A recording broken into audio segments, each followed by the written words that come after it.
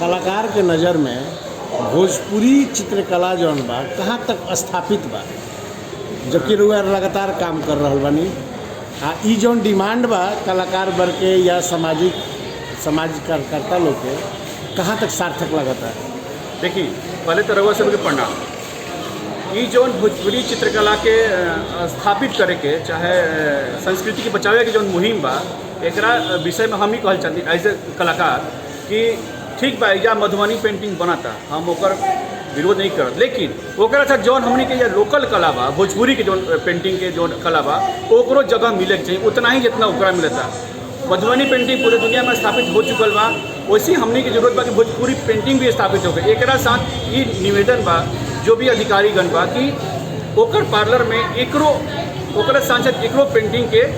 लगावल जाओ, जगह जगह दिखावल जाओ। हमनी के भोजपुरी पेंटिंग के जो इतिहास बा बड़ी पुराना बा, भले ही डॉक्यूमेंट में नहीं आ पाओ, लेकिन भोजपुरी समाज में कोनो अनुष्ठान होला, कुछ होला तो बिना एगो भोजपुरी आर्ट के ना हो सकेला। चाहे चौका पूरे के होखे, चाहे पीढ़िया के होखे, चाहे गोधन के समय पे जो गोबर के जो आर्ट बनला ओकर होखे, चाहे गांव देहात में शादी के समय में गांव के लोग चावल के घोल बना के दीवार पर बनावेला आर्ट, वो सब भोजपुरी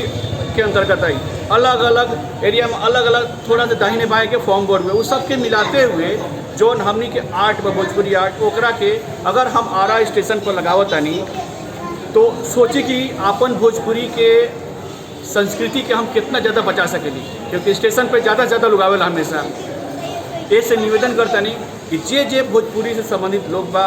वो सब समर्थन में आवे, और ये जो आरा